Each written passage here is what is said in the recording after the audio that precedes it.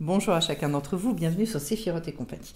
Nous voici ensemble pour les énergies de la semaine du 16 janvier.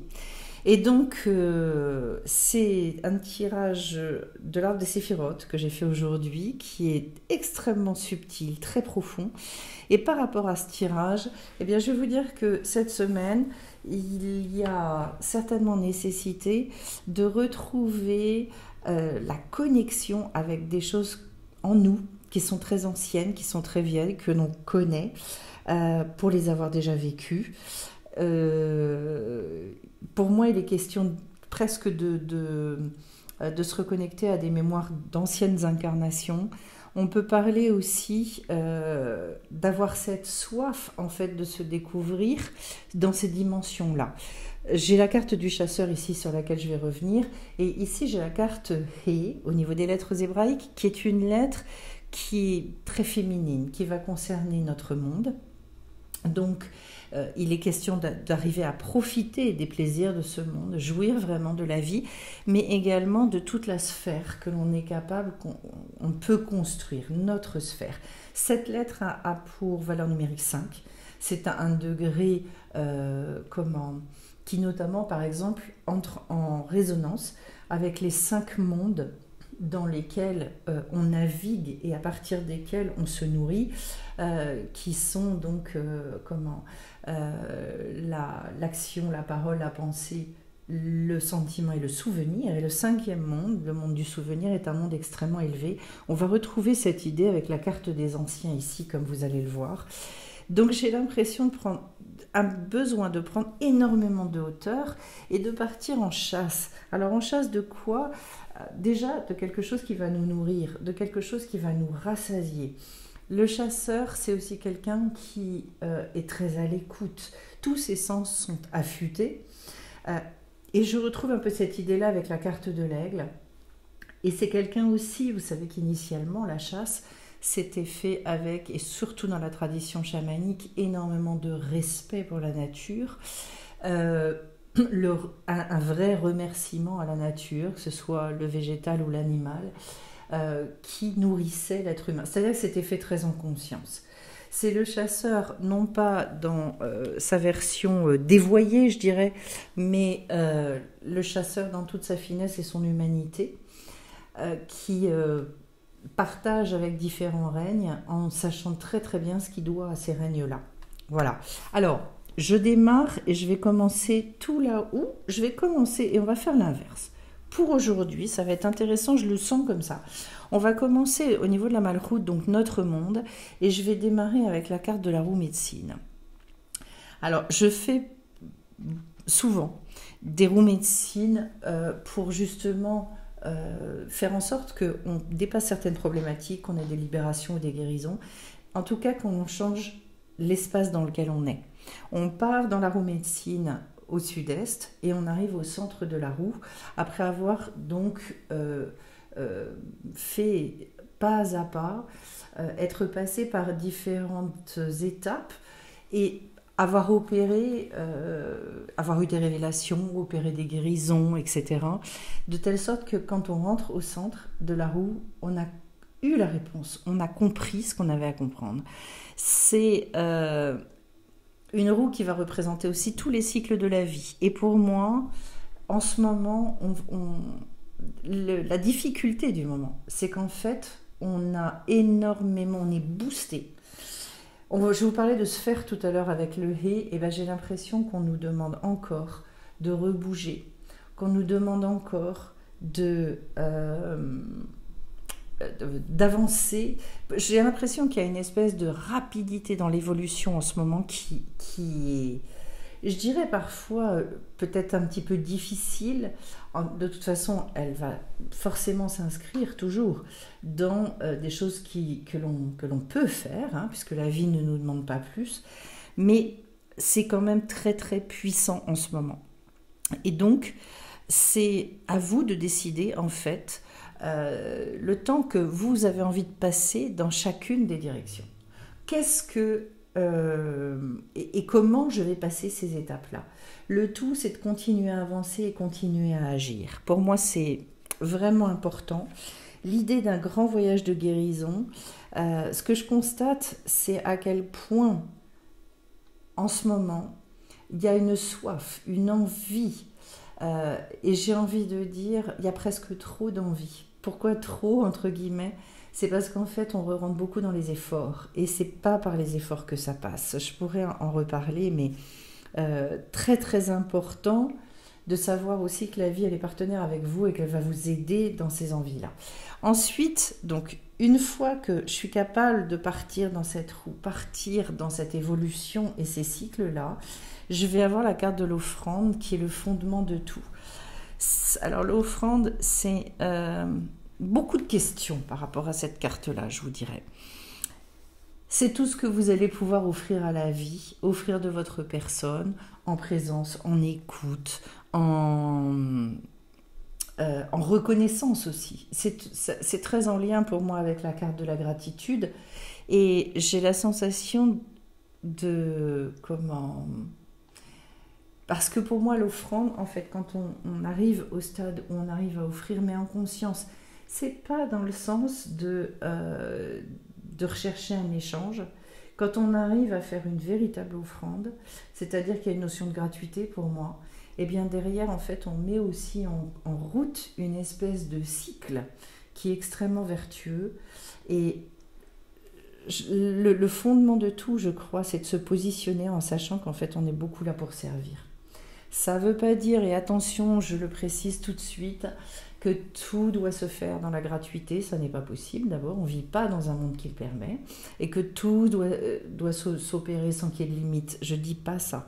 C'est très en conscience, c'est un niveau élevé. Les offrandes, on ne les fait pas n'importe comment, et on les choisit. C'est une posture. D'ailleurs, tant que ce n'est pas choisi, on a l'impression de donner et de s'épuiser. On s'use à ça. Voilà. La vraie offrande, c'est aussi ce qu'on se fait à soi-même d'ailleurs, et qui permet à un moment donné de passer dans l'amour, qui va permettre de passer dans l'acceptation de beaucoup de choses. C'est extrêmement doux comme notion, j'ai beaucoup de mal à vous le définir comme ça et j'espère que vous le ressentez. C'est un état d'être, c'est un état d'esprit. Voilà, je m'offre. Voilà.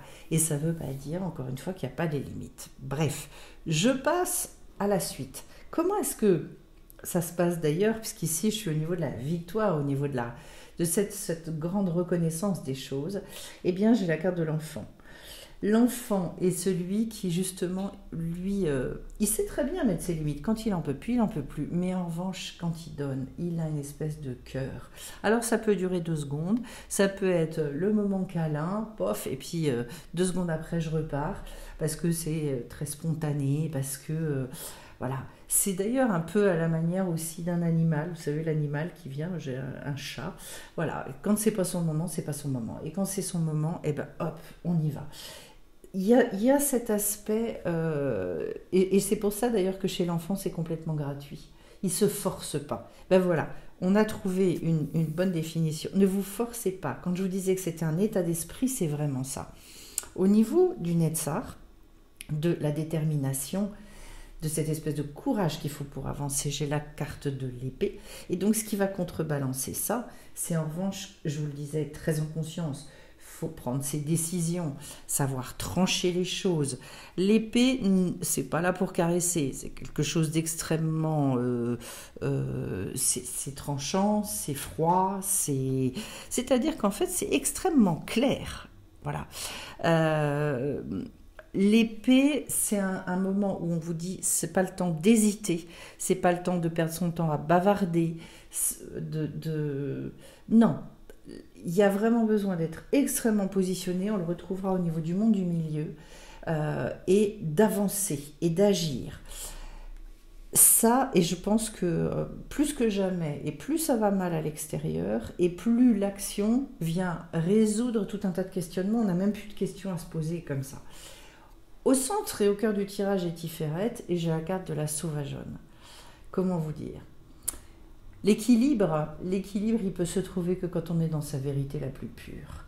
L'équilibre, c'est pas quelque chose qu'on obtient avec le mental, puisque l'équilibre, selon les sages de la Kabbale, il se trouve dans le cœur. la voie de la justesse, et normalement on devrait toujours s'exprimer à partir du cœur. Il y a une très très jolie phrase d'ailleurs des sages qui disent « Les paroles qui sortent du cœur rentrent dans le cœur ». Parce que c'est de la plus pure vérité, parce que c'est extrêmement juste.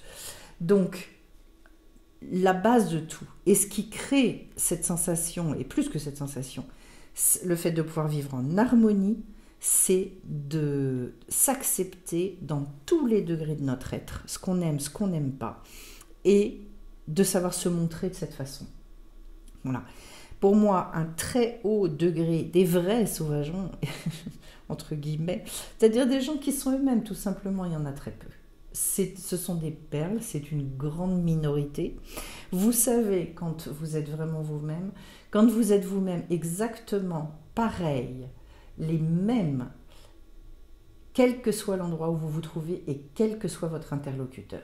J'ai pas dit qu'on disait tout à tout le monde, mais en revanche, votre énergie et ce qui émane de vous et ce que vous dégagez est rigoureusement identique. Si vous êtes quelqu'un avec vos amis, quelqu'un avec vos enfants, quelqu'un avec votre conjoint, quelqu'un au travail, quelqu'un dans l'activité, une activité sportive ou quoi, c'est qu'il y a un problème. Ce côté sauvageon, moi je vous souhaite petit à petit de le découvrir le plus possible. Si vous avez peur parfois de ce côté sauvageon, c'est parce que la seule chose, c'est qu'au niveau du comportement, le comportement a besoin d'être en vérité, en équilibre par rapport à ce que vous voulez vraiment à l'intérieur. Donc de savoir exprimer qui vous êtes, mais de savoir l'exprimer dans la forme telle que vous le souhaitez. Voilà. Et là, souvent, il y a du travail à faire. Ensuite, je passe à la récupération d'âme au niveau donc de la gvoura. La rigueur, la limite de tout ça, c'est probablement pour aller rechercher des morceaux de vous-même, justement, des endroits de vous-même qui n'ont pas encore pu éclore, en tout cas montrer leur lumière, leur richesse aussi, pour être capable de l'exprimer, pour être capable de le vivre pleinement. On n'arrête pas de toute façon de découvrir, et on vient pour ça d'ailleurs, puisque je l'ai expliqué dans une vidéo que j'ai faite très récemment sur l'incarnation, on vient précisément pour exprimer des endroits de notre âme qui sont dans des clipotes, c'est-à-dire dans des écorces.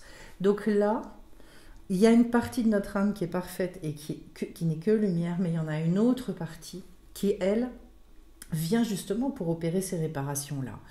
Eh bien, c'est vraiment typiquement cette carte-là. Et je crois que justement, plus on arrive à l'unité, plus on arrive à la réparation, et bien évidemment, plus ça nous permet d'être en paix avec nous et de nous accepter totalement. En face, j'ai le monde d'en haut. C'est la bonté. C'est tout ce qui va concerner donc le chesed. Et le monde d'en haut, vous savez que, alors contrairement à ce qu'on peut dire, il existe beaucoup de mondes là-haut. Quel est le gros avantage, on va dire, par rapport à notre monde à nous? C'est que le monde d'en haut, le mal et le bien sont séparés. Ça ne veut pas dire qu'il n'y en a pas, puisque de toute façon, tout ce qui existe en bas existe en haut. Attention à bien remettre ça au clair. La seule chose, c'est que dans ce monde-là, et c'est déjà c'est énorme, c'est qu'il n'y a plus de mélange. Ce monde d'en haut, en fait, dans cette carte-là, il vous demande de vous glisser dans un moi qui est pleinement réalisé. Et donc, d'aller rechercher un destin qui peut être plus élevé. C'est la plus grande des bontés que vous puissiez vous faire. Autrement dit, de se remettre beaucoup, à mon sens, en justesse par rapport à qui vous êtes aujourd'hui, par rapport à ce que vous connaissez de vous.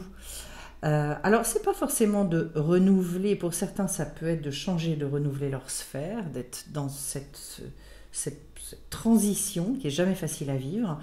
Mais pour d'autres, c'est tout simplement là où ils sont, de pouvoir prendre une place qui, dans la communication, dans le comportement, dans le fait d'être soi, qui n'ont pas encore réalisé. Voilà. Un moi pleinement réalisé. Autrement dit, la recherche de l'épanouissement. Et vous voyez que ça se fait parce qu'il y a eu cette récupération d'âme, parce que, avec tout ce qu'on a pu dire avant. Ici, j'arrive aux dates. Alors, quand justement on a vécu ces 6 degrés qu'on appelle les midotes, on arrive à ce qu'on va appeler ce discernement. Certains l'appellent intelligence, mais ça ne correspond pas vraiment au mot français. Le Da'at, il parle aussi beaucoup du vécu.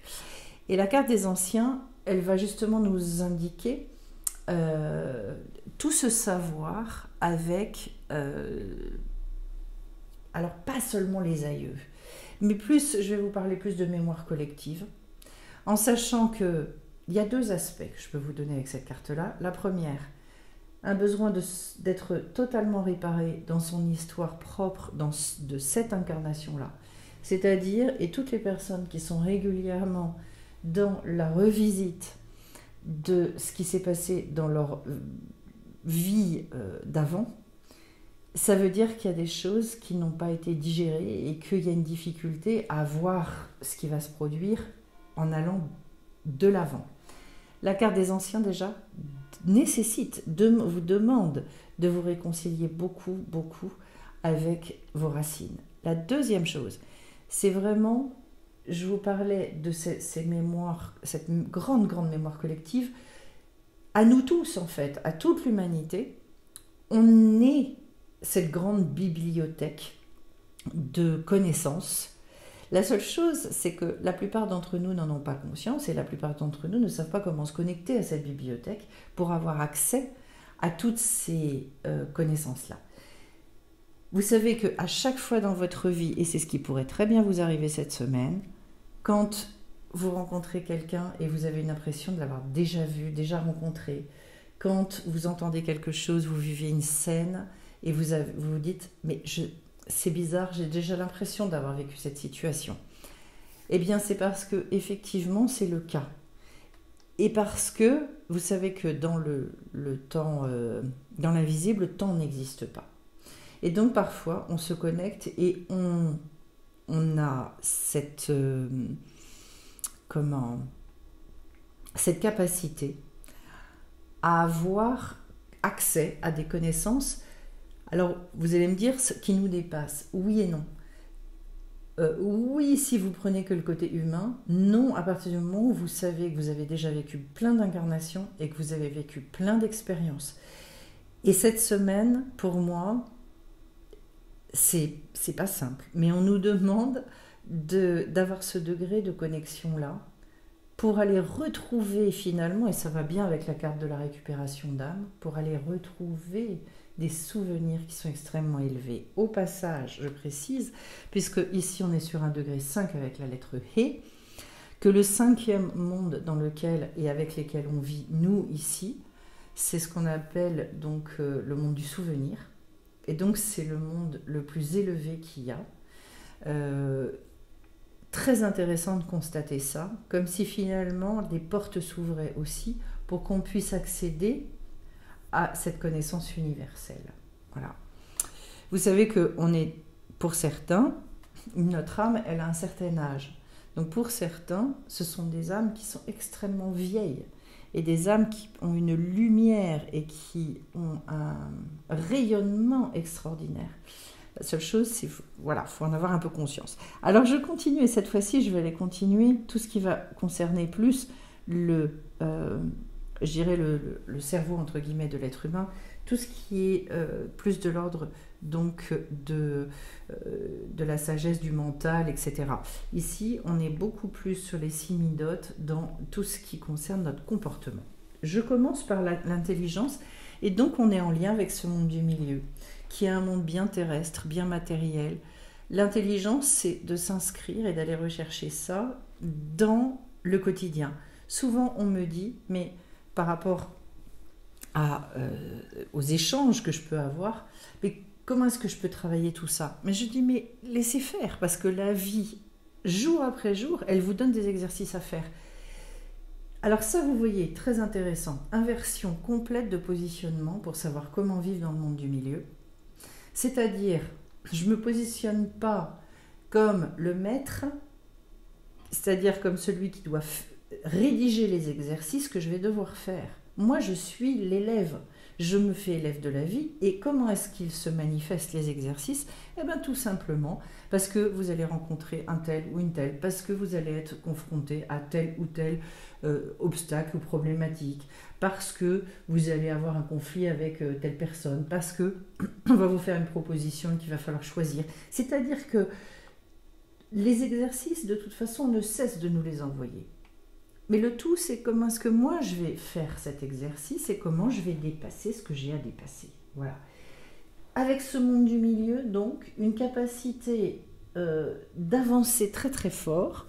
En face, j'ai la carte de l'aigle qui nous demande de prendre beaucoup de recul par rapport aux situations. La sagesse va être de développer une vision avec beaucoup de recul, de cibler nos objectifs et d'être capable vraiment, quand on est en lien avec les objectifs et qu'on les a définis, d'être capable de piquer dessus, de se dire allez hop, surtout je ne les fuis pas. Donc la carte de l'aigle évoque pour moi aussi cette capacité à travailler avec les sens spirituels. Vous savez qu'on a toujours nos sens en termes physiques, donc vous avez un regard qui est de l'ordre qui est matériel, physique, puis il y a aussi un regard qui est d'ordre spirituel. C'est pareil au niveau de l'ouïe, c'est pareil pour plein de choses, au niveau de l'odorat. On dit d'ailleurs que les âmes ont une odeur, donc on peut soit faire appel à nos sens physiques, soit faire appel à nos sens spirituels, et tout un tas d'exercices justement pour travailler ces choses-là. C'est passionnant parce qu'on se rend compte que notre mode d'appréhension du monde devient extrêmement différent, et à l'image de l'aigle, on a un regard sur les choses, une vision qui est beaucoup plus subtile, beaucoup plus fine et beaucoup plus juste.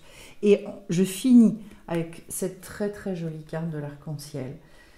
C'est un clin d'œil, vraiment un clin d'œil, la source d'Hachem, de Dieu, comme vous voulez, qui vient nous redire que de toute façon l'alliance est là, qui vient nous dire aussi qu'il peut cette semaine se manifester de manière extrêmement visible, parce que l'arc-en-ciel, c'est aussi la lumière qui va se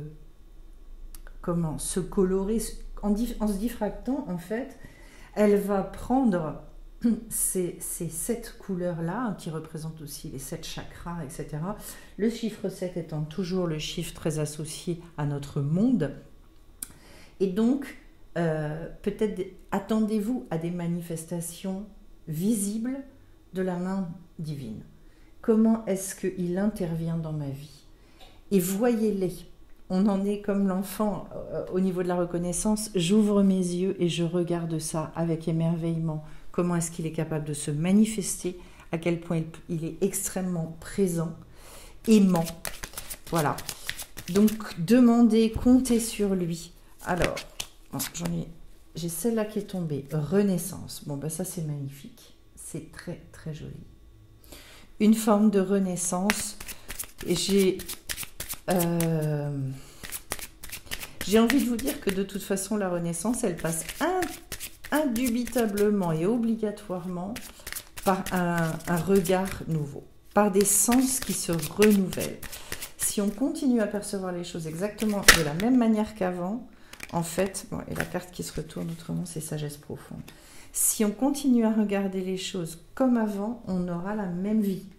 Donc, changement de regard pour renaître et se connecter, vous voyez, à cette sagesse extrêmement profonde. Je retrouve ici l'idée de l'indigo.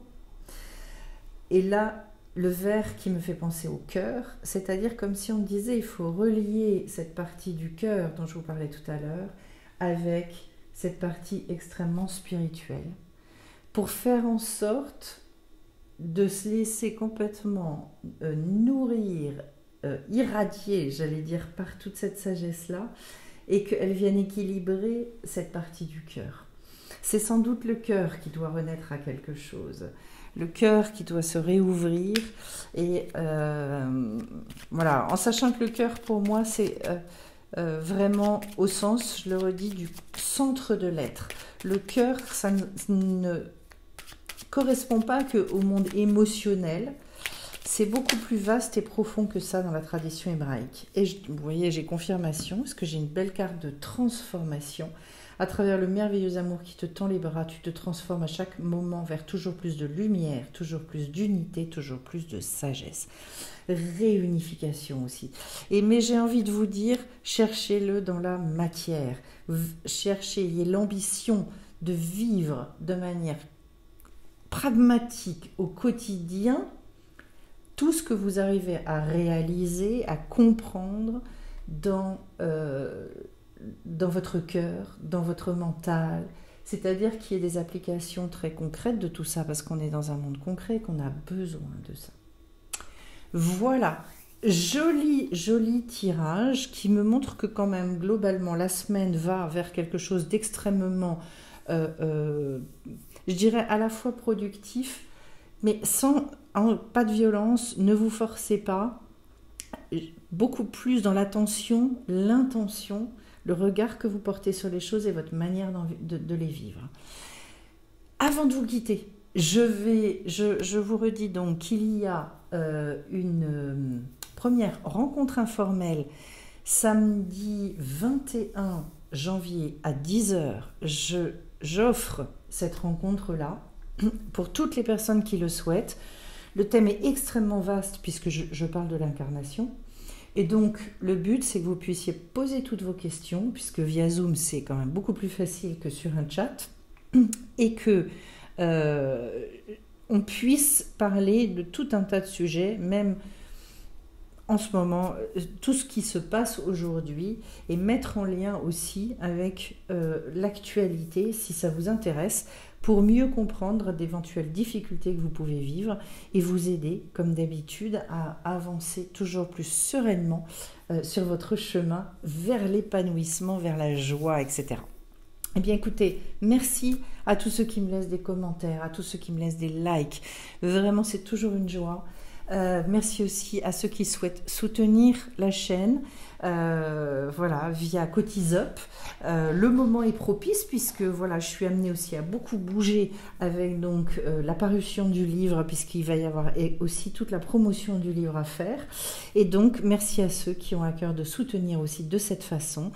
Je vous dis à tous à très très vite sur la chaîne et je vous souhaite à tous une très belle semaine. Bye bye.